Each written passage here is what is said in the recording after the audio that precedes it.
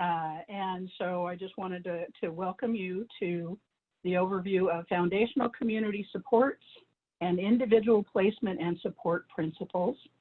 My name is Dawn Miller. I work for the Healthcare Authority, the Division of Behavioral Health and Recovery. My background is that I worked for a bunch of years in behavioral health and did supported employment and, in fact, provided services through IPS. I also worked at one point in time kind of through the population with working with people through the DDA referrals, and did both supported employment and supportive housing kinds of things at that point in time. So experience typically all my adult life working with people with challenges in relationship to either employment or housing. And Darren, I'll turn it over to you to introduce yourself. Great, thank you, Don. Hi, my name is Darren Paskey. I'm the Supportive Employment Program Manager for Western Washington. Don and I have been working so close together. We pretty much provide services across the state now. So it's been really nice to learn a little bit about the rural side as well as the more intense density city side of Western Washington. I have over 20 years experience in community-based organizations and focusing on behavioral health services. From my career started out in child and family and anger management up through adult crisis intervention, and then fine-tuning the last 20 years of supportive employment. At the organization I was at in King County, we implemented the individual placement and support model in 2008. So I have quite a few years experience under the IPS models, implementing the different elements and focusing on competitive employment programs. So I just started with the HCA in my training role in March, and then the pandemic hit. So I've been doing a lot of learning, and Dawn has been doing a lot of coaching remotely for me. And I'll throw Pat Tucker in there too, because she's a technical assistant our program works with. So I'm excited to meet more people across the state so we can provide more services. And a real focus of this and all the trainings that Dawn and I do is a real focus on a learning collaborative that just through the sessions today and some of the presenters, it really takes the community to change. And we're making progress to that. So it's a pleasure to be here to be able to share information about FCS and IPS today. Thank you. It is indeed. So what we would like for you to do is to use the chat box if you have questions. We'll try and pay attention and answer them kind of as we go, rather than making you wait until the end in order to answer them. And as far as what do you hope to learn today, hopefully you're hoping to hear more about foundational community supports and individual placement and support. And so having said that, on to the next slide. Well, I just want to say, as we're working from home, my wife is also working from home, so sometimes there's some bandwidth issues. I just had the printer go off behind me, so there are some noises that I have no control over. So please be patient with us as we move through this. I did want to give, a shout out to the presenter today, Hafsa Ahmad, in terms of language and stigma, because I think this is such an important track that employment plays in the community, and we're all involved with that. And I was just really impressed with her presentation, but just as we move through this, that we all can be aware of the language that we use, how we empower people, because I really believe employment is empowerment, and how we have these conversations in the community, because a big part of IPS is that learning collaborative from the trainer's perspective, but also relationship development as employment specialists out in the community. So let's roll right along. Certainly true. All right, so I'm going to give you a little bit of a historical background. The process of finally getting to the point of having foundational community supports as a Medicaid billable service actually started a number of years ago. And it started with policy academies, one for supportive housing, one for supported employment. I happened to be involved in the one for supported employment, which was the Olmsted Policy Academy. And the intent there was to be proactive in determining where our services to individuals with serious mental illness needed some work, and that was everywhere. And so the Policy Academy was one that was a group of stakeholders that were across agencies, across disciplines, across individuals, large group of individuals that ended up forming the Olmsted Policy Academy. And what we came up with was, at that point in time, a three-pronged plan for how we wanted to improve services. I won't go into detail about that, but I certainly can send out information to anybody that might be interested in it after the fact. So just feel free to reach out to me. And Darren, maybe you and I can. Actually, I was going to say we could put our email in the chat box, but we've got it on the last slide. So, so fast forward the Olmsted Policy Academy to the agencies within the Division of Behavioral Health and Recovery, or the leaders within the Division of Behavioral Health and Recovery, working with the legislature, working with CMS in order to, propose foundational community supports and make that an opportunity for individuals. Prior to doing that, we had done, in the Olmsted Policy Academy, we had asked a number of different states to do training with us, states that already had programs in place and had Medicaid waivers in place, and determined that the 1115 demonstration project was going to be the right waiver for the state of Washington. So worked with CMS on that, worked with the legislature, and it was approved. And I'm doing a really brief thumbnail kind of sketch, but so you can see there it says supportive housing, supportive employment services authorized in Senate Bill 6312 in 2014. During that period of time, we also ended up having a couple of pilot projects, kind of a trial. One of them was Becoming Employed Starts Today grant. And I actually worked for an agency that was one of the two grant sites. So I had the great good fortune of being able to receive training related to IPS from the IPS developers. That was a piece of what happened with that BEST grant pilot project. And learned, so probably been doing IPS at this point in time for about 6 years. I'm thinking about 6, maybe a little more than that. One of the things that that happened was we started data collecting then. And I think part of that data is what helped CMS and the legislature to see that it was a worthwhile activity, which is part of then why they ended up putting it into the state plan. Foundational community supports is in the state plan. So next slide, please, Darren. One of the things that the legislature mandated, and rightfully so, is that we needed to use evidence-based practices or promising practices in order to increase the likelihood of success. And with permanent supportive housing, I'm only going to briefly mention the fact that the evidence-based practice is permanent supportive housing. And if you look at the SAMHSA website, you'll see a toolkit which provides extensive information about how to use the process, the scale for the permanent supportive housing fidelity, and that kind of thing. What I've been using, because I do supported employment, is an individual placement and support. Was a program originally developed by Dartmouth, currently owned and run by Westat and the Rockville Institute. We will have in a later slide in the last section of the presentation, we have resource slides, and it has the web address for that. But individual placement and support was considered by the state of Washington to be a promising practice. The average employment rate of individuals with severe mental illness has been somewhere between 14 and 20%.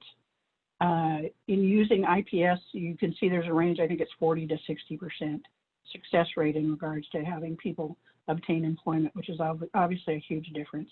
But I believe that in the state of Washington, for it to be an evidence-based practice, the success rate has to be 75%. It lacks that a little, so it's considered a promising practice. And Darren already mentioned that what we're doing is continuous quality improvement through a learning collaborative approach.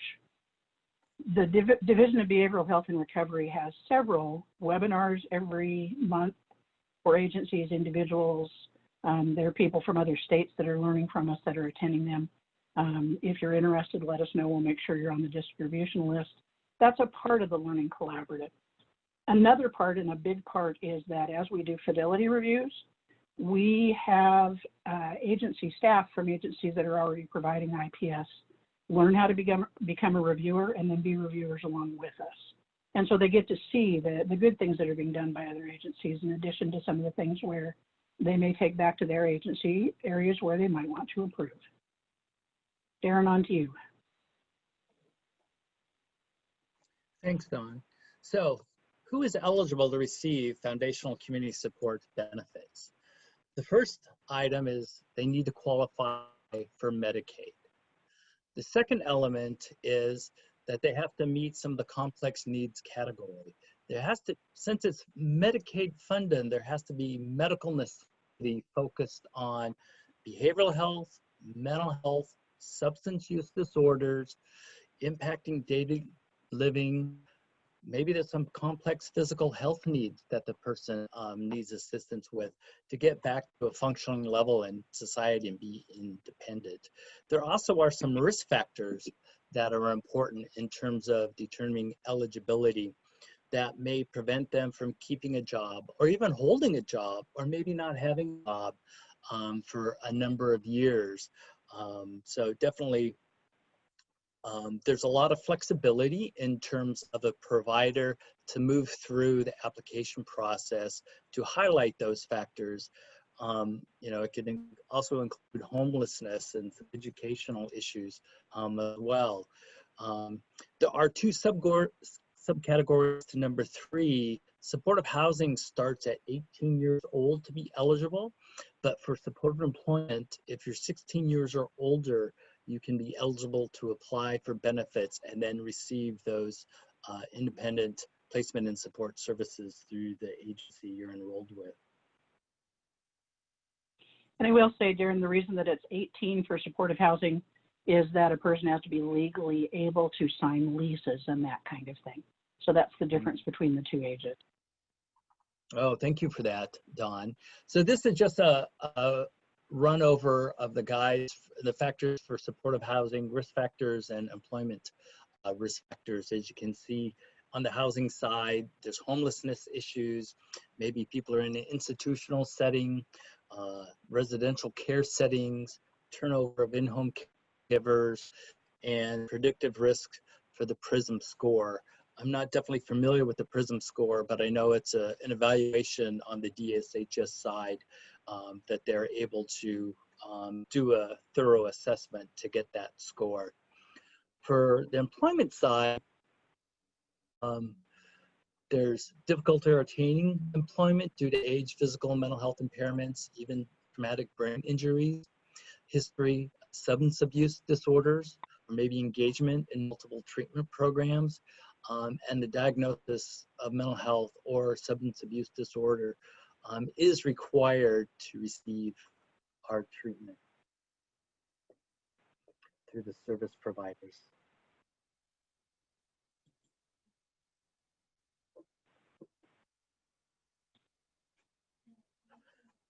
The eligibility services are determined by AmeriGroup. We provide a lot of training, but the AmeriGroup third-party administrator is definitely processes the applications and provides a lot of intense support to and supportive employment programs and supportive housing programs on eligibility. And embedded with this slide is a link to find FCS providers across the state. I will mention too, Darren, that I talked earlier about a legislative mandate. One part of the legislative mandate related to doing foundational community supports is that both Division of Behavioral Health and Recovery and Aging and Long-Term Support Administration are part of the process. So you may have heard also and DBHR are part of foundational community supports, and that's the case. They also, the legislature mandated a third-party administrator. AmeriGroup was chosen. It's not the MCO piece of AmeriGroup, however. I know individuals and agencies have asked, does a person have to switch their MCO in order to participate in FCS? They do not. The third-party administrator contract is separate from the MCO. Next slide, please, Darren. So as a third-party administrator, you can see the tasks and activities that AmeriGroup is tasked with. It is more the administrative function kinds of things that they end up doing. They do determine whether individuals are eligible. They determine whether agencies are eligible. And there's an application process, obviously, for both of those. Darren's going to talk a little bit about the application process for an FCS provider.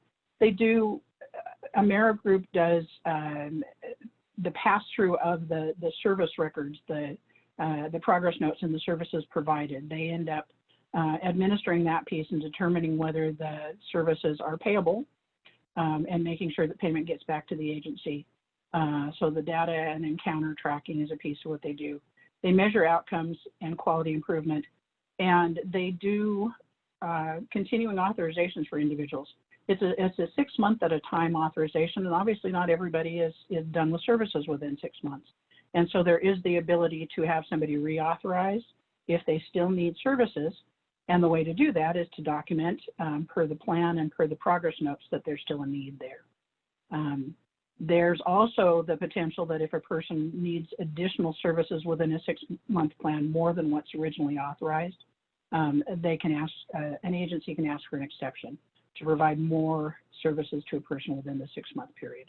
So those are all the kinds of things that AmeriGroup ends up monitoring.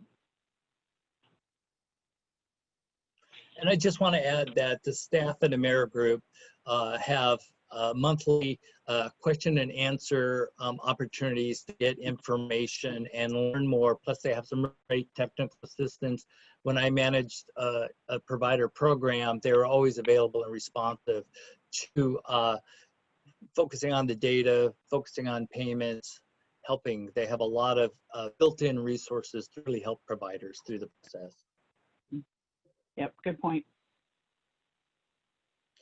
So this is the beginning of the roadmap to success, to actually get people referred into AmeriGroup to become a benefited individual so that they can receive services through contracted providers.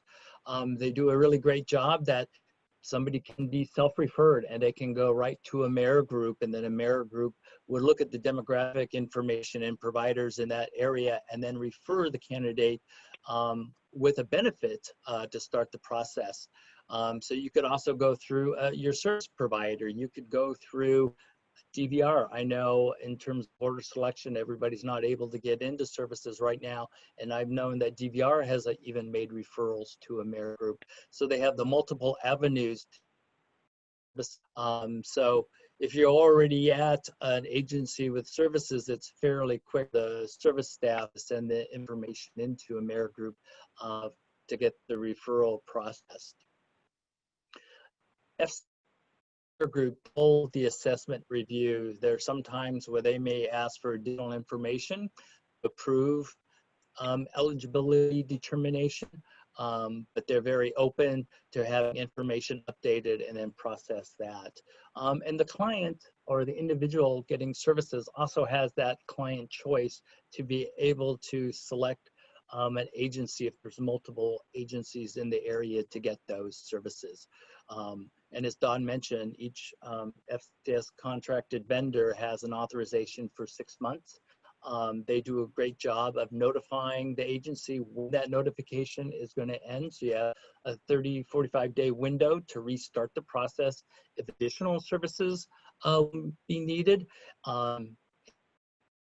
Experience was they were very good about doing reauthorizations based on the evidence and the progress you're making with the individual towards their goals.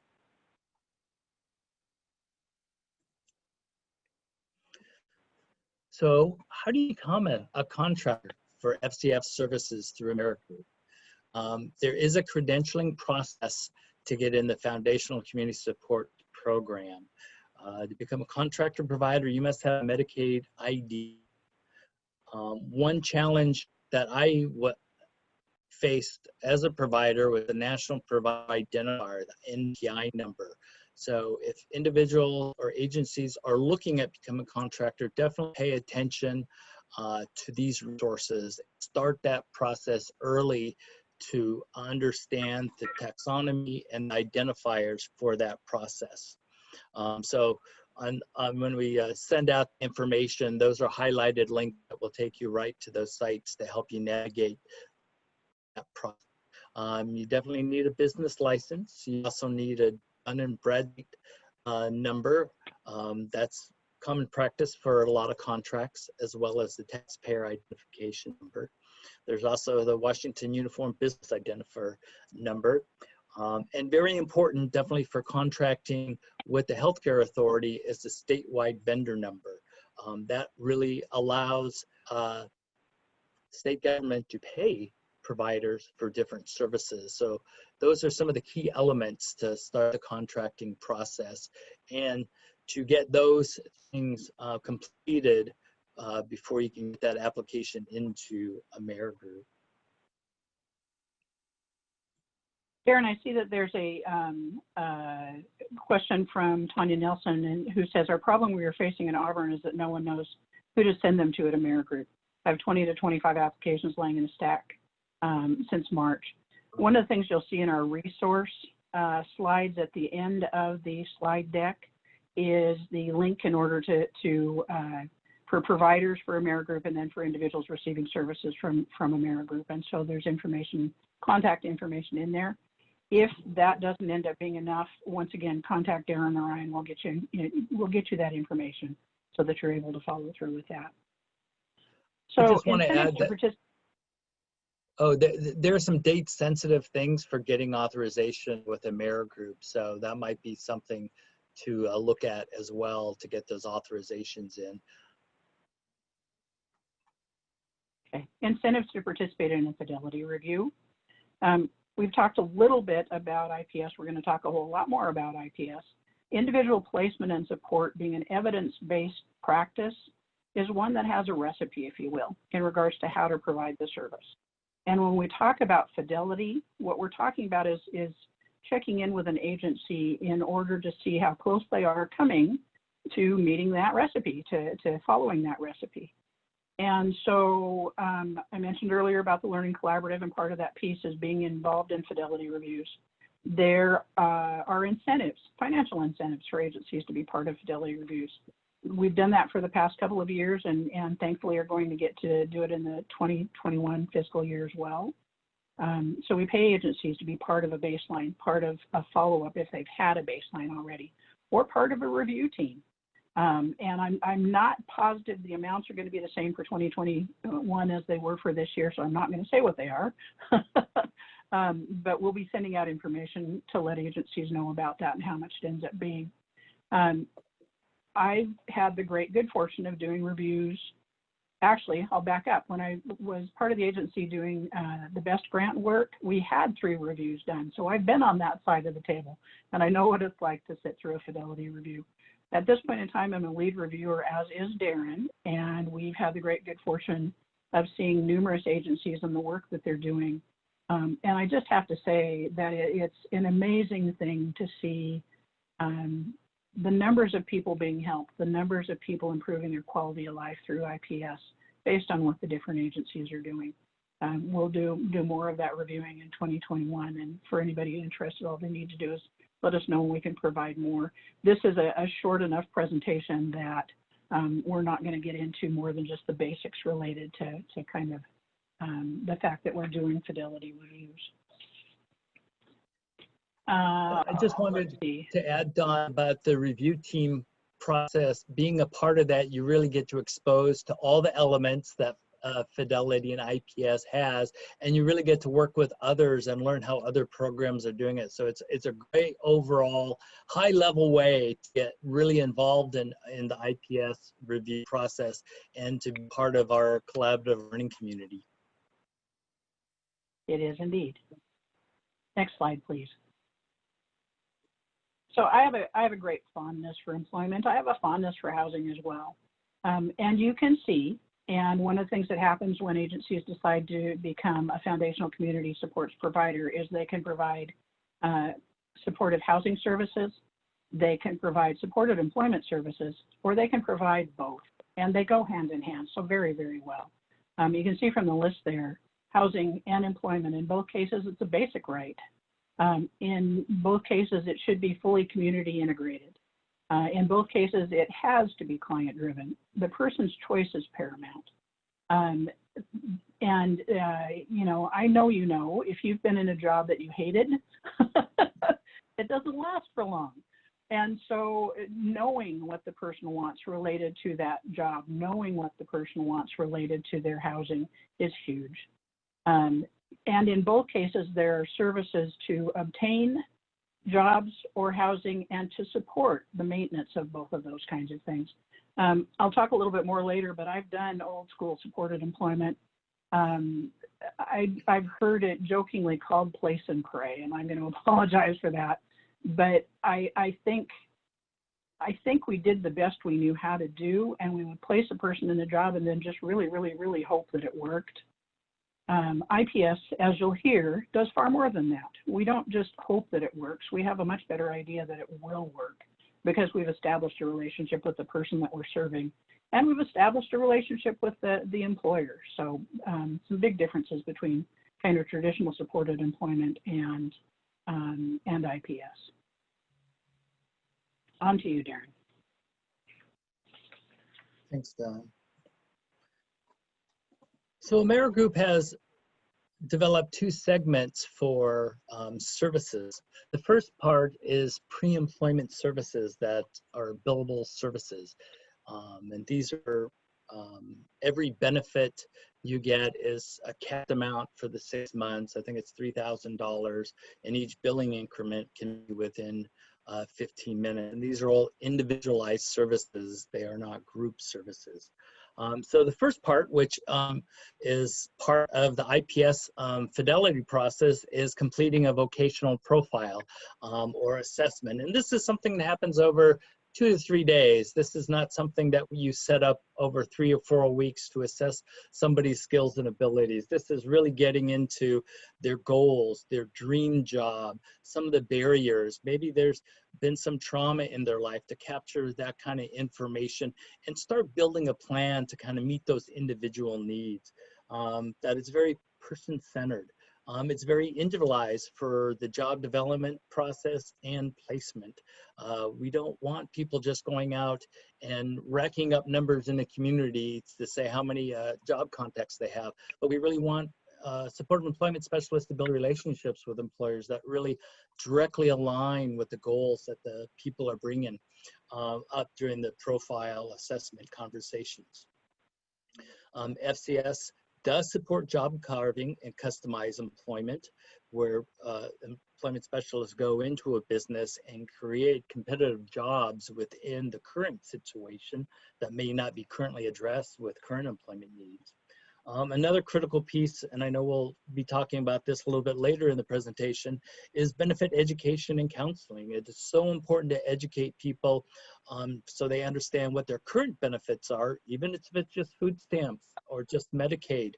Employment and income can impact so many different things, and people really know what the bandwidth and the level is before some of their benefits will be downgraded or receive less food stamps or less dollars per month, or before they actually go away.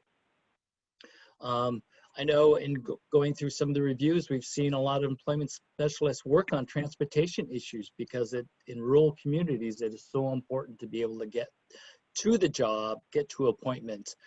So definitely a lot of support of your time can go to developing those kind of strategies and build transportation for the client.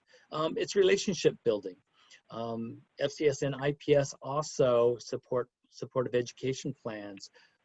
Definitely people may need some skill building and development, and so creating a plan, so they may need certification. Maybe it's a one-day training for forklift operation or highway safety that can be kind of rapid, or it may be more involved where you might have to build support through the actual school system and access those services so the person can be successful in their educational goal. Another part of the assessment vocational profile is to find out, are there potential barriers? Are there situations the person has been successful or unsuccessful in the past, and maybe how to minimize some of those things? I like to call those some of the lessons learned, that the individual is going to be the best historian for what works and what hasn't worked. And that could be in terms of logistics, demographics, or just comfort level at different employers that you might be engaging with for the individual. It's so important to collaboration with the support team. And I know within a behavioral health system, you might have the clinicians, the therapists, the psychiatrists, all those different people on a team. For non-traditional providers, you may not have all of those in one location, but there still might be other professionals in the community or professionals within the framework of the organization that can also give some great feedback or support as the person goes through the process. Because I'm a believer, whenever you have a situation with change, it can be three-dimensional change in terms of staying on target with your goal, and the more support we can provide and coaching and help we can provide an individual, I think I've seen the more success we're going to have changing, someone's life for the better. So that was the pre-employment side. And then AmeriGroup also has services to sustain employment services. So this is actually like after somebody gets a job, those services we can implement to be for the person to be successful. So that might be career advancement. There might be times where somebody feels like underpaid in certain situations, and maybe look for an employer that has a higher rate of pay for that skill set. It could be negotiating job accommodations with an employer, coming in and doing education to the work team or staff or supervisor on different pros and cons, working with somebody's skill set, or even changing the work environment a little bit to for the client to meet the job expectations and essential job functions. Some of that could be job analysis. I've had staff in the past where they go in and observe people to see what's the most efficient to make the productive line maintain high quality products. It could be coming in and helping somebody learn the job, not doing the job for somebody because the individual owns the job, but providing that additional coaching support or maybe lines of communication with the supervisor or manager to make sure the candidate is meeting all the expectations. Again, benefit education and planning. We want to see that before somebody starts and when somebody gets their first paycheck or has to report to Medicaid or Social Security, that we provide some of that direct support for that. Again, transportation can be those services that we provide, assessment, development services, and retention, long-term retention supports as well. From FCS, we're going to jump now into more specific things about individual placement and support model for supportive employment.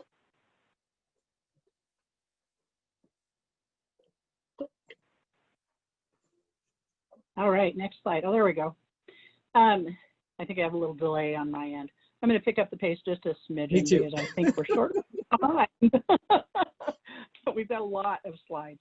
And having said that, there are several resource slides at the end that are just available for your use, and anything that has a link in it is obviously available for your use. We will make sure that you get the slides in some fashion, either if the conference hosts end up sending them out or if we need to send them out separately, we will do so. So in my mind, employment equals recovery. I worked in an agency, behavioral health agency, where we had an employment department that went from kind of the redheaded stepchildren when I first started there. I was there for 21 years. Redheaded stepchild, and not really taken seriously, to being an integral part of things at some point in time. And I really truly became because of IPS. I remember having a conversation with the supervisor and said, employment equates to recovery. And he said, well, it's not the only thing that does. And I said, no, it's not the only thing, but it's a pretty big piece. If you think about your own employment and where you're at and where your mental health is at and how much it makes a difference to have a job that's meaningful to you, it's huge. So I said I was going to talk a little more about old school supported employment. Historically seen as an adjunct to treatment, so it wasn't really treatment, it was, you know, a nice little sideline. There was a lot of readiness concentration that a person has to be essentially symptom-free, and I have to tell you, I'm not symptom-free from day to day, so, you know, I can only speak to my own experience. If I had had to wait, I maybe never would have had a job. It was very prescriptive. You know, we did a lot of telling people what they needed to do. Well, you're good at this and that, so, you know, here's where we're going to look. It was very non-individualized. I think a lot of supported employment programs did the best that they could, and a big part of what they did was they look at where are the job openings, not what does the person want to do, and let's see where we can find the job opening, but where are the job openings? So fast forward to IPS. IPS says employment is treatment, and in fact it is. I've seen over and over and over again from my personal experience and having had a caseload for all of those 21 years and more, I've seen clinicians say, wow, you know, this person's not the same. They've improved so much, and because of employment. It's individualized. It's very much strengths-based. We don't expect that we have to teach a person every little thing and they have to learn every little thing before they can be employed. We go with what they've got. We go with where they are. It's evidence-based, meaning that it has the standards that have been researched. I think IPS is up to 27 randomized controlled trials with a variety of different countries doing the trials, and in some cases on different populations. I know at the IPS national meeting a couple of years ago, someone from the Veterans Administration was doing one of the randomized controlled trials on individuals with spinal cord injury. So it works with all kinds of different populations and all kinds of different people.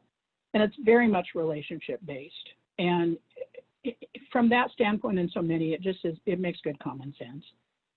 You get farther with working with people if you get to know them better, if you've built a relationship, if you know what's meaningful to them. And the same thing with employers. I think in old school supported employment, we perhaps went in and told them all the wonderful things that we could do for them and didn't spend enough time hearing what they needed from us or what they needed in an employee. Advocating for recovery is advocating for employment, very much so in my mind. Obviously, I'm fairly passionate about it. And no, I won't get off my soapbox. I stay there permanently. Next slide, please, Darren. And Darren can attest to that, huh? Yeah, I can attest to that. So there are 8 practice principles for supported employment. There's actually 25 fidelity items, but they're kind of grouped into the 8 principles, one of which is a focus on competitive employment. And these items that you're about to see are taken directly from the fidelity scale, so that recipe that I was talking about. Agency promotes competitive work through multiple strategies. First one being agency intake includes questions about interest in employment. We work with, at this point in time, STS agencies that are behavioral health agencies, and a lot of them that are not. And so that intake actually takes the form of being a variety of different things. But because IPS was originally written for behavioral health agencies, it was referring to that behavioral health intake that an agency did on the way in when the person received their diagnosis in regards to, you know, whatever their challenge might be. And they're saying it should have something in it about employment. Well, our agency did. It said, do you want to work?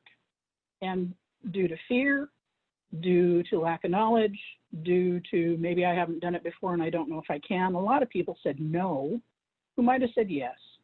And so we changed our intake to say, are you working? Could you use assistance to find work? How can we support you? And went for that kind of thing. And a lot more individuals started saying yes because they wanted to hear more. They wanted to learn more. And it made all the difference in the world in regards to just that verbiage. Agency includes questions about interest in employment on annual or semi-annual assessment or treatment plan. The thought is there, and when I said that our program was at one point in time the redheaded stepchild, there were questions about employment on only our part of the plan.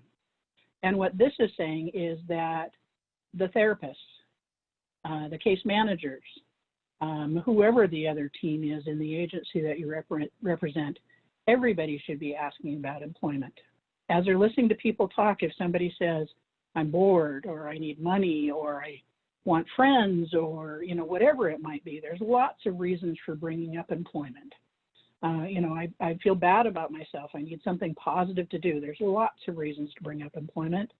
And at the very least, it should be brought up at the time when you're updating your treatment plan, service plan, program plan, recovery plan, whatever. Lots of different plans. So one of the next bulleted items off the fidelity scale says agency displays written postings, brochures and things about working in supported employment. With the idea being that if they're in the lobby, somebody that maybe hasn't considered it might. Somebody who wants to self-refer can. If the person that the staff person they're working with hasn't brought up employment, and they're receiving some other service from the agency, they have the ability to ask that person, you know, what about employment? I'd like some help with that. Agency supports ways for clients to share work stories with other clients and staff, agency-wide employment recognition events and things at least twice a year. The thing that I found, and part of the way that our program went from redheaded stepchild and not being taken very seriously to becoming an integral part, was in part because of those sharing of success stories. You know, some people have more challenges than others moving forward.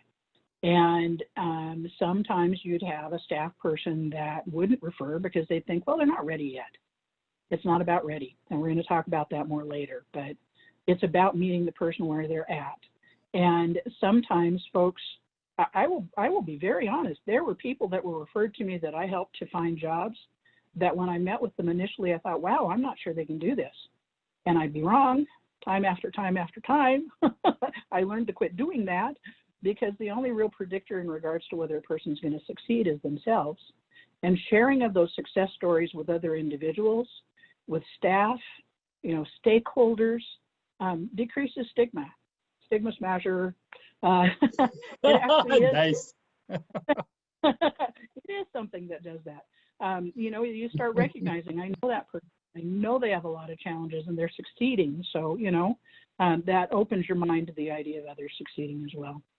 And then agency measures rate of competitive employment on at least a quarterly basis and shares outcomes.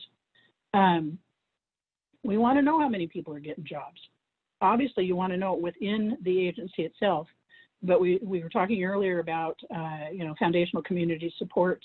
And one of the ways it's going to be sustainable is if we're proven that it works. And one of the ways that we've got to prove that it works is that people are becoming employed. So you got to keep that data. On to you, Darren. Thanks, Dawn. Sometimes you might see me smiling when you mentioned the Redheaded Stepchild program, even though Dawn was working east side. We went through the same, I did, on the west side. And my earlier days, I was more of a ginger than I am now, but it does feel like there was such a separate part of an organization, and so you don't get resources or the time. And that's what this principles always talk about is communication, getting people together, and the more people can get together and work together, the more success we're going to have. And for us, it's changing lives through employment. So a real important part is the level of integration with treatment teams. And this is time to be with the greater teams. I know some organizations are quite large and have a robust units of employment specialists where they can go out and engage and be integrated with the teams. Not everybody is that fortunate, but we're really talking about people who come to meetings to talk about some challenges or talk about people who may not have been on the radar for employment referrals, may not have even been referred, but to be involved in that process to find out where clients are at, what progress they're making, and maybe there's some additional resources to come in. And it really takes the full bandwidth of a meeting to do that. I know in some agencies, particularly mine in the past, was, oh, you have 15 minutes to come in, talk about your clients, and then leave. And it's just like, that's, you know, acceptance. That's not a level of integration, because even within behavioral health organizations who are making changes and providing services, there is some of those walls and barriers and silos that the manager or supervisor and staff have to be champions and continually work to change.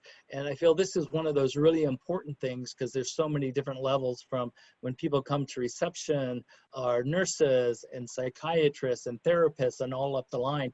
There's that level of integration and just being able to work more closely with people to focus on client stability. Everybody does better with that, but even it's that I guess a level of bias, and everybody has a different idea of what is ready. I've been interviewed agencies where somebody has to meet so many appointments before they can even be referred to an employment services program. So those are some of the barriers that we need to remove, and Don will be talking a little bit more about that with zero exclusion. Part of the IPS elements have a systematic way to look at how to do some levels of integration, and that employment specialists are part of no more than 2 mental health teams. And there's definitely, every fidelity element has a range from low to high, and we would all like more people to have high fidelity because that correlates to more placements, changing people's lives, more employment. But within that, we understand that people can be stretched too thin to provide a good level of integration and consultation. So the model reflects that employment specialists are not assigned to more than two teams to be effective. So what does team integration and collaboration look like? Well, the fidelity elements are all plain to review. So here's some of the key 5 components that we look for during fidelity reviews. That employment specialists attend weekly mental health team meetings. Even now, in turn to COVID, we have seen some agency who have stopped that total level of engagement.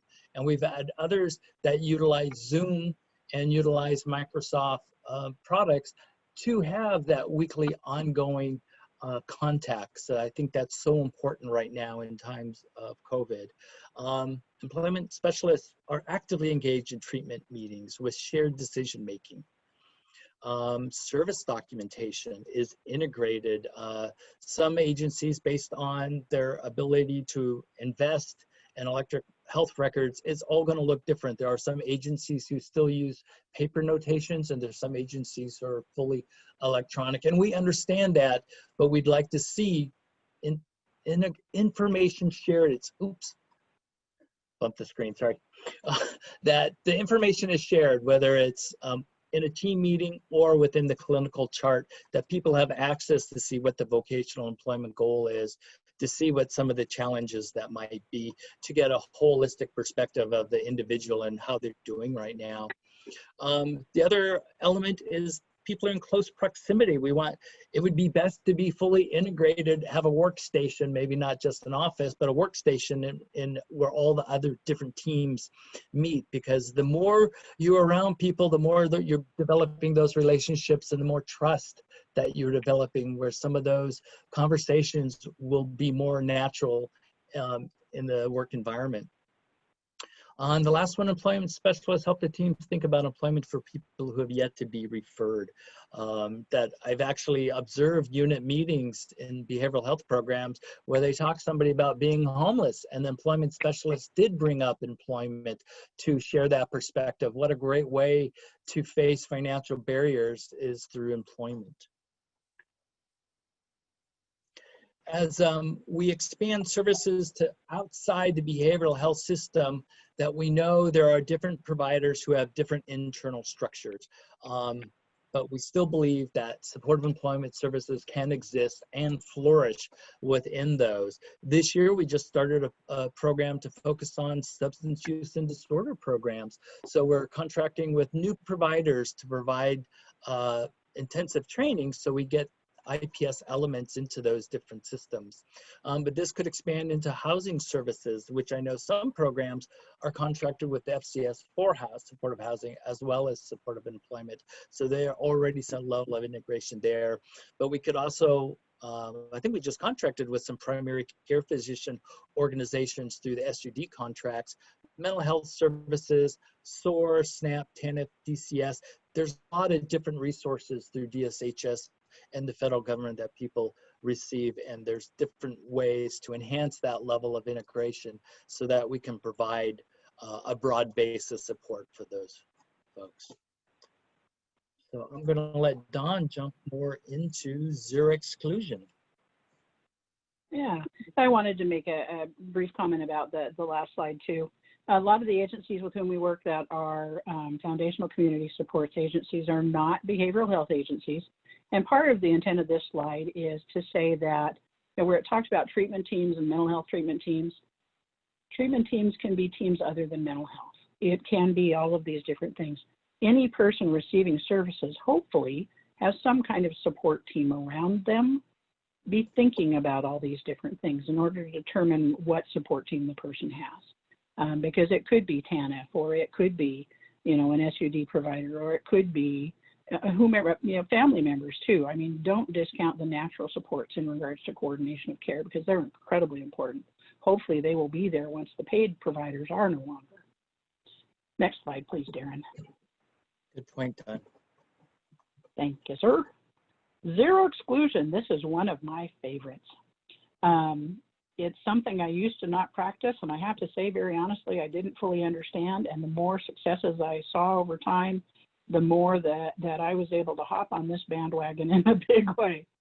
And part of it was that I started considering my own circumstance. I think, as we're doing things, a lot of times we consider our own circumstance. Have there been times in my life, your life, everybody's life, where maybe they weren't ready to work and they did anyway? Yep. Have there been times when maybe others thought we weren't up to it? Yep. Did we do it anyway? Yep. And this is kind of a big part of what that's about. If a person says they want to work, doesn't matter if they've got no work history, if they're actively using substances, if they have physical challenges, if they have, whatever they might have. If they say they want to work, then we start working with them in order to do that. I've had various different providers say, well, what if they're actively using substances? What typically I would do with people on my caseload if they were using substances is I would say this particular employer does drug testing. And so you have a decision to make, whether you want to no longer use so that you can work for this employer, or maybe if you want to, consider the idea of working for a different employer. It's based on the person's choice. It's not my decision to make. But I would make it clear to them that it is a decision that they would need to make. So in various cases like that with zero exclusion, there may be things going on that aren't conducive to the type of work the person wants to do, and potentially you point out to them that that's the case. You get to make a decision here. You get to decide what you're doing. When it talks about zero exclusion, one of the principles of zero exclusion is, do the other staff or clinicians or whoever they might be within the agency, do they get the idea that when a person says they want to work, they're going to work? When, I think both Darren and I probably experienced as the redheaded stepchild, we'd have mental health therapists that would say, they've got symptoms. Yeah. And so do I on any given day. And so it was a matter of educating others within the agency that if a person says they're ready to work, that's what we go with. There shouldn't have to be training. There shouldn't have to be a lack of symptoms. They get to be the real live person that they are. Next slide, please. So we said in our flyer that we were going to share a success story, and then as late as Monday, we realized we didn't have one in here, and I get to share my favorite one. This was a person, it is my favorite one. It's just so cool. A person who was on my caseload, her prior experience had been as a drug dealer and a prostitute. She decided she wanted to do something legal. That was her wording to me. She wanted to do something legal. She had severe PTSD, as you can imagine. She was mugged any number of times from behind. She was actively using meth when she started. The first 2 sessions with her, she didn't even exactly sit. She kind of hovered over the chair for about 15 minutes. and kind of, you know, just was jittery and humming and then would hop up and run out the door and say, I'm done, with me chasing her down the hall trying to reschedule. Over a period of time, she would stay longer and longer for our appointments.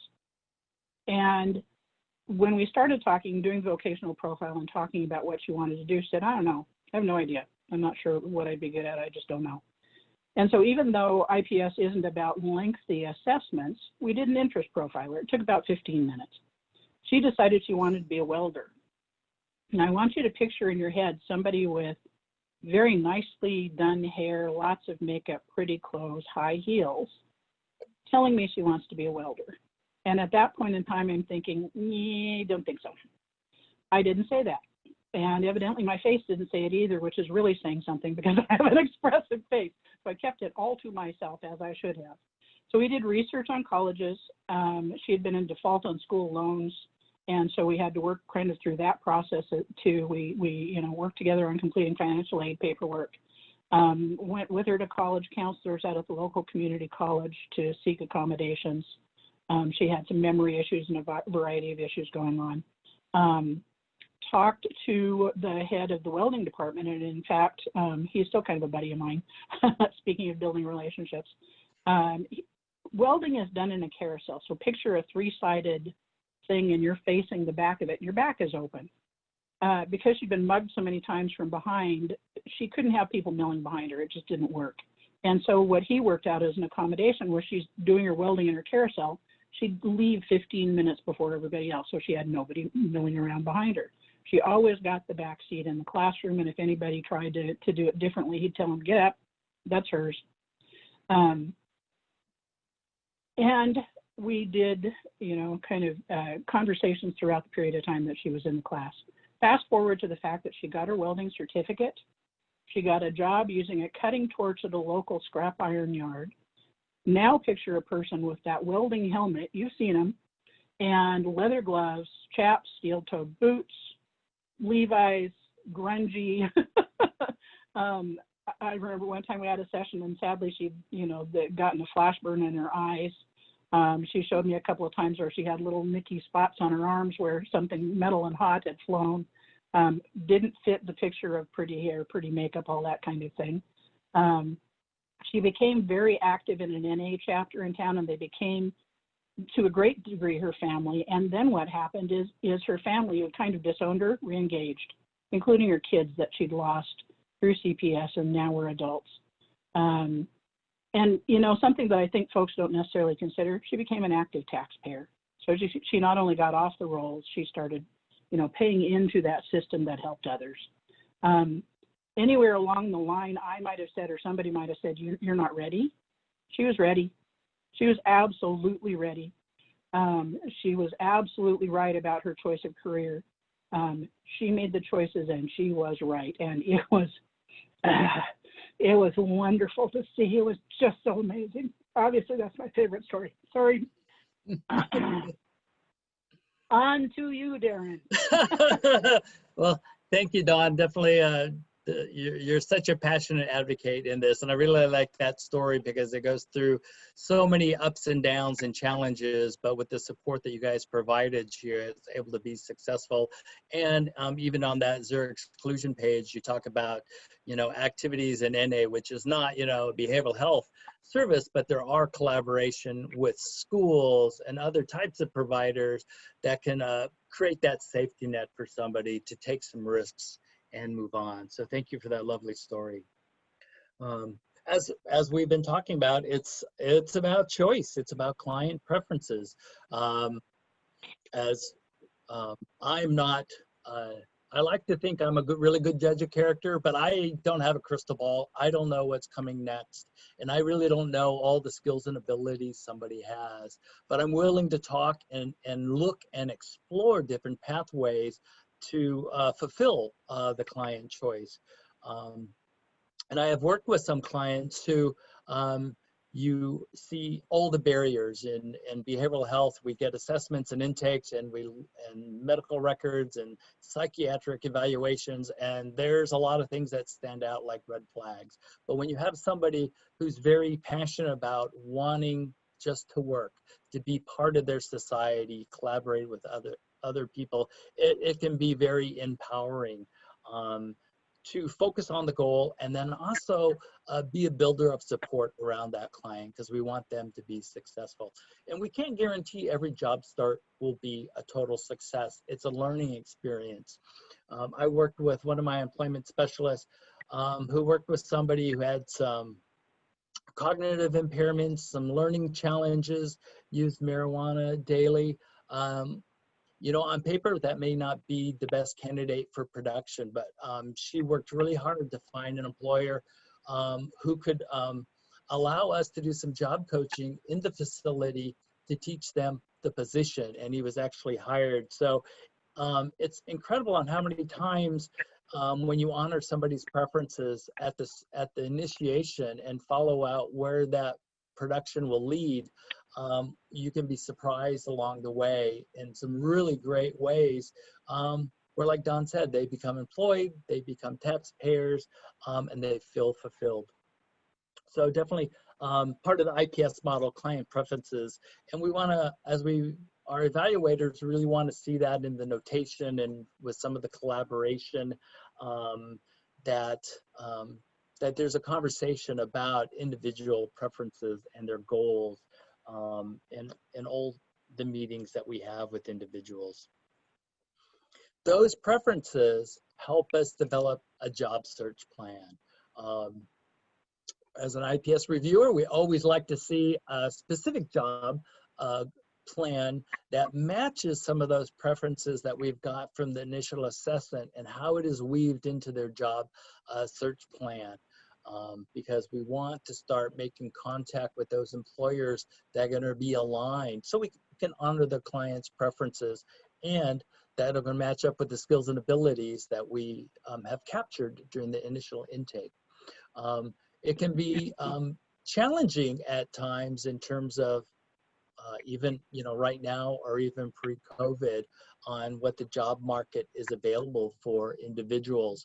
I had a staff who is very good at setting up informational interviews, which was a great way to honor the client preference, have engagement with an employer for that individualized job search starting process, and then we could both learn, the candidate and the employment specialist, how their skills and abilities can align to what employers are looking at for the different positions. So the intake is really crucial, the preference, and the job search can be really a great tool for a roadmap to bring all those experiences together. Darren, we have a question from Pat about what do you do when the client has unrealistic goals, such as being a pilot? Can I share my Batman story? Yeah, there you go with Batman. I want to go with Batman. I was a supervisor of employment specialists, and one of the people that I supervised came to me one day and said, the gentleman that I'm working with wants to be Batman. What do I do? And I said, help him be Batman. And of course, then the staff person said, I hate you. You're coming into the session with me, and let's see what we can do. And so I did go in session with him, and the gentleman said that he wanted to be Batman. So we started asking him, what about Batman is interesting to you? This one was sort of easy peasy. He likes the cool car. When you hear cool car, how many jobs relate out there to cool cars? I mean, there's lots and lots of those and only one Batman. There was another that was a pro wrestler, or wanted to be a pro wrestler, and we live in Central Washington. There, it doesn't exist. What we did find out is we helped the person start doing research. Paulsbo had a pro wrestling circuit at that point in time. Go figure. I'm not sure why Paulsbo would. And so we talked to the gentleman about, do you have the money to move to Paulsbo? He said, no, I don't. And we said, you know, what else might you want to do to earn some money so you can move to Paulsbo? So maybe a step towards your goal. And so he came up with other alternatives as far as jobs he wanted to do to save money to be able to move to the place that he wanted to be able to do the job. So hopefully that answered your question, Pat, at least to some degree. I mean, every person is different, every scenario is different, but listening, exploring a little more, you know, coming up with alternatives, maybe researching I had a gal on my caseload once that said she wanted to be a makeup artist for a movie set. Well, that doesn't exist here either. So we found a college down in Southern California that taught those skills, and she discussed the fact that she was going to move to California, and she was going to go to college to do that, and she was going to, you know, apply for jobs there. So it's individualized, but it really starts with listening and getting to know the person and what it is that they're hoping to do. So benefits counseling. Over the years, I don't know how many times I heard people say, yeah, maybe I'd like to work, but I'm afraid of losing my benefits. It took so many years to get on them to begin with.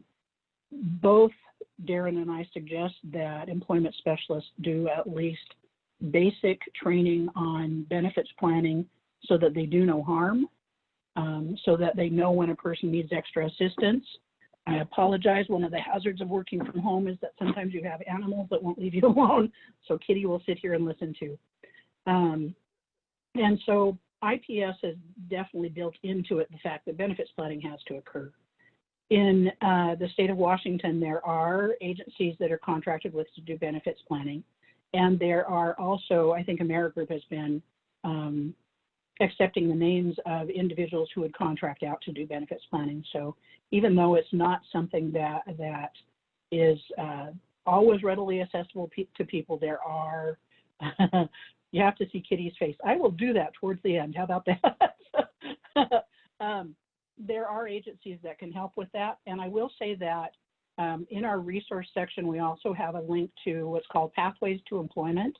One of the tools on it is a benefits estimator, which actually does a pretty good job of at least giving a person an idea of what it's going to look like when they go to work or when they do go to work. It doesn't take the place of benefits planning. It does help. But within IPS, it's very much something that's needed, and rightfully so. People need to be able to keep some kind of medical benefit, and there are ways to do that. Next slide, please.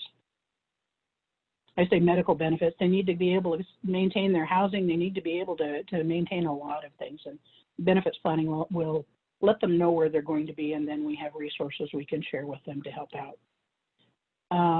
Rapid job search. This is sort of misleading. It says beginning the job search process early within 30 days demonstrates to clients that their desire to work is taken seriously and conveys optimism, and it does. Rapid job search is not necessarily, thank you, Tisha, for putting the link to Pathways to Employment in the chat box. I appreciate that. Rapid job search is not necessarily rapid job find. Sometimes it is. Within the agency that I worked for, there were occasions when people would come in and say, I'm going to lose my housing if I don't have a job within the next month. And they would then also say, I'm willing to do pretty much anything with a longer term goal of being Batman or whatever it might be. And so in that case, they might find a job that quickly. But in a lot of cases, it's really about getting them in front of an employer so they can start exploring what it is that they truly want to do, because there's a lot of people that don't know. The practice principle says within 30 days, and it's either the person themselves or the employment specialist or both going out and making contact with an employer within 30 days for the highest fidelity. Every fidelity item has a score of 1 through 5. For a 5, it's within 30 days consistently. Next slide, please.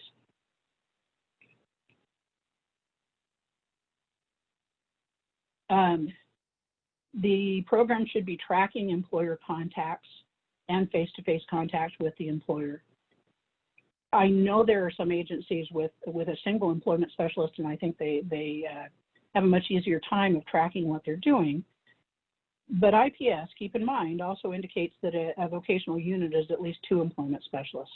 What I found when I did job development over the years is that there were employers that would say, oh gosh, I already heard from your agency, and maybe it wasn't our agency, maybe it was another, or maybe it was, and I just didn't know that my counterpart had gone out and already talked to that employer. You don't want to do that. If they say come back in a month, you want to remember when did you contact them and to go back in a month to start to build that trust. So there has to be some kind of tracker in order to keep track of what's going on in regards to employer contacts. One of the other things is that, you need to track the number, and Darren's going to talk about that a little later. And it's hard to do if you haven't, tracked to begin with. Who did you go to and on what date? Rapid job search doesn't equate to getting the job in all cases within 30 days, but it might be things like an informational interview. It might be things like asking an employer what it is that they want in a person, so that if the individual needs to go to college, they've found that out, so that they can begin that process, because supported education is in fact part of supported employment. Okay, Darren, over to you.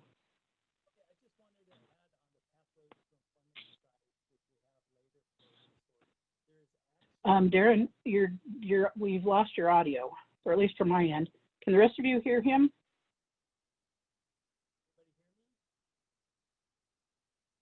No, okay. It would appear you've lost your audio. I see another no.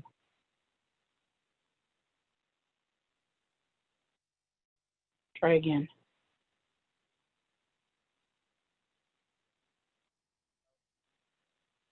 Still not.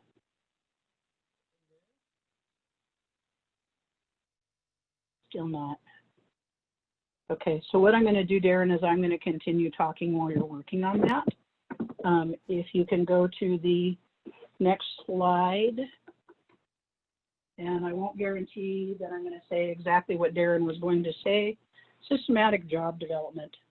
And hopefully he'll get his audio back here momentarily so that he can say what he wanted to say.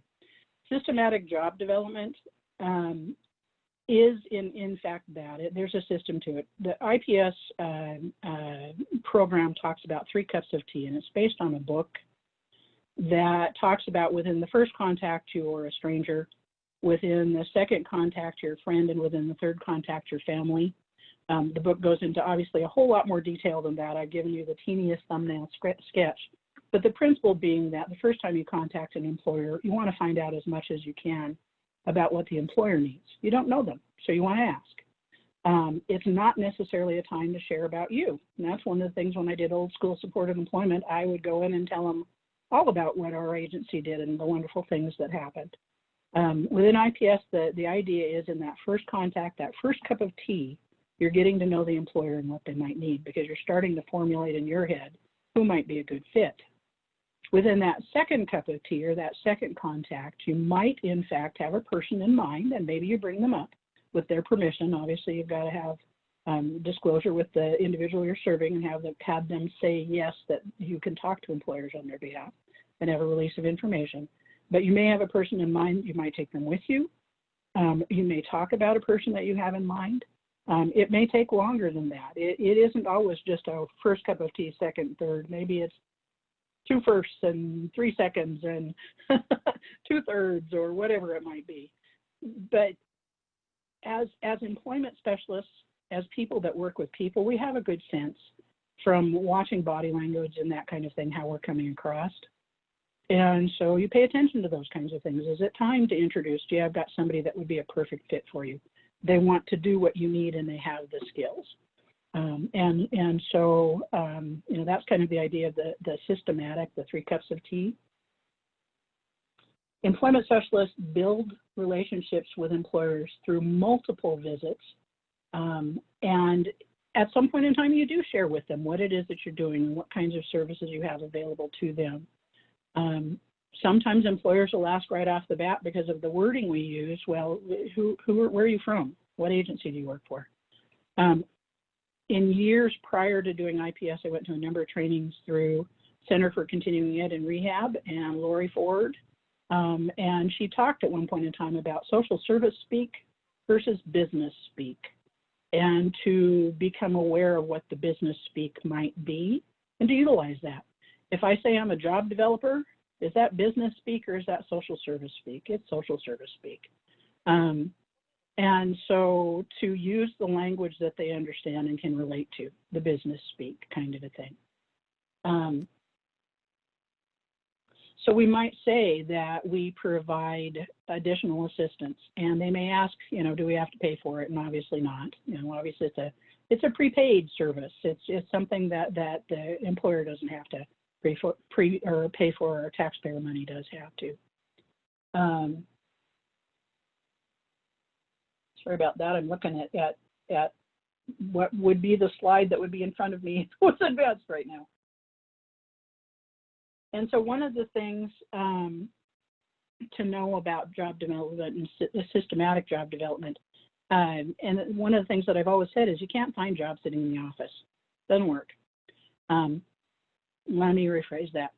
It works due to luck on occasion.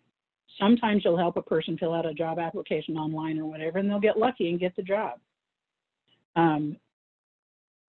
It is not as successful as getting out and talking to employers.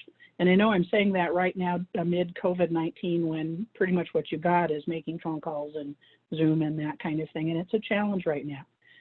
Let me just say, I kudos to all of you that are, you know, out there and still doing that kind of thing right at the moment when it's so difficult to do. In a perfect world, prior to COVID and hopefully after COVID world, that relationship building is face-to-face and those contacts are face-to-face, because that is the most effective way to build a relationship, is the face-to-face piece. What IPS says is that that an employment specialist should make, there's the slide, 6 employer contacts minimum per week, face-to-face, in order to build those relationships with people. And so that's something that when we do a fidelity review and we come out and look at what's going on with the employer contact, we look for a log that shows 6 dates in a week with employer contacts for any given employment specialist. Let's see here. All right. So next, whoever advanced the slide, if you would advance to the next one, please. Thank you. As if by magic it happened. Relationships with employers. The fidelity scale items, there's actually several of them that relate to why you want to have relationships with employers. You know, diversity of employers. One of the things that's rated is, does an agency get all their jobs with one employer, let's say Safeway? And granted, they have a number of different departments, but do they place everybody at Safeway, or do they place them at different employers? We know, because we just know that not everybody wants to work at Safeway. Diversity of job types. Darren talked a teeny bit about customized employment or job carving, which, by the way, is definitely social service speak, not business speak. The better you get to know an employer and the more you know about the types of jobs they have, the more likely you are to be able to go in and say, you know, I have a person and they are so great at, the example I'll give you is one that happened here where I live. There was a person that was great at cleaning, and they did go to Safeway. The bakery, they have to clean, bake, and sell product. The meat department, they have to cut and wrap meat and sell product. You know, and obviously stock the refrigeration cases. When they get pressed for time, what do you suppose falls by the wayside? Cleaning, sadly, I'm thinking. And obviously this agency thought so too. It was an agency other than mine that did the customized employment. They had a guy that was a great cleaner, and they approached Safeway to have him clean in both the meat department and the bakery department, and they accepted that. That's a customized employment. Could he have baked and waited customers and done all those things? No. His thing was cleaning. It really was. And that was a great example of customized employment. But the only way that the agency was able to do that was they had a relationship with the employer. They knew about diversity of job types and things that were needed. It relates back to time in the community, you know, just simply because you're going to go out and talk to employers. Definitely relates to the choice of the participants. Batman wants to work with cool cars. You've got to get out to employers and find out who in fact has cool cars, and that's part of the job. Rapid job search. I mentioned that there were times when people would come in and say, you know, I'm going to be evicted in a month if I don't have a job. The employers with whom we had a relationship, we would go and talk to them and say, we've got this person. they really need something right now. Do you have something that we can place them in? And, you know, there were a couple of employers I can think of off the top of my head that would do that for us. They would also call us when they had job openings, because anytime we said we were going to be there, we were there. Anytime they needed assistance that we could provide, we were there. You know, I'm going to use Safeway as an example because we had done a number of placements in different departments there. It was diversity of job, but not necessarily diversity of, diversity of employer. They ended up with a staff person we didn't serve who was in a domestic violence scenario, and they needed to know about domestic violence kinds of activity or services. We came in and shared that information with them. I'm looking at my time, and I think we're running over. So, and I don't see Darren back as yet. Time Unlimited Sports is one. Don, Hello? can you hear me now? I can hear you you now. Okay, let me jump. And what I'm thinking we need to do, Darren, is get pretty well close to wrapping up because I believe we're at the end of our time. I apologize that we've had to kind of fumble around a little bit. I suspect this is not the only presentation that you've been to that it's gone that way. Time Unlimited support being one of the issues, or one of the principles. And then there's another slide that talks about additional principal topics. And then we have resource slides. And these are pretty self-explanatory if you read through them. Darren, I'm going to turn it over to you with your next slide for the IPS service benefits so that you can talk a little bit about that and wrap it up for us. Sure, thanks, Don. This is just a quick review of what's at ipsworks.com on the internet for the website, which is part of Rockville and Westat. So there's some new training modalities that they have online to watch, and they have very extensive library of different forms and templates that go from shadowing job developers when they first start to multiple other tools that are really necessary to reach that high fidelity within implementing the IPS model. I would also encourage people to go in and sign up for the newsletter, and we're hoping to incorporate more benefits and actually start reporting some of the outcomes that we're having in Washington State to share with the broader community for IPS services. So I just kind of wanted to highlight there's a lot of resources out there at IPS Works. And here's some of the additional resources that we've mentioned in terms of pathways to employment site. There's a lot of great benefits and tools for supported employment programs. There's also a link to the wiki, which is probably many years of information from providers and trainers located there to help people so we're not recreating the wheel, that we can get you hooked up to resources right away and tools that you can use in hand to make this a smoother transition when you're implementing a brand new model. So definitely put IPS Works in your browser and save that as a favorite for a list of the benefits on the previous slide. Some other great useful tools is the Mayor Group FCS Provider Manual to look over because it has a lot of in-depth information. We've only gone through the surface of a few pages from that. And you can also go to the FCS provider map to see who is a current contractor and who is providing services in the community right now. Oops. I think that one's kind of self-explanatory. Maybe flip to the next slide. We're about 8 minutes over. So I mentioned, Tanya, if you flip back one just real quickly, Darren, I just wanted to show Tanya, if she's still here, where it says Mayor Group Public Facing and a Mayor Group Provider site will give you information related to where to send those referrals. If not, contact us. And if you flip, Darren, one more slide, there's how you contact us. And we will make sure that you have this PowerPoint. Thanks for sticking with us. Thanks for being here, I hope. Please contact. That's right. Jazz hands. Oh.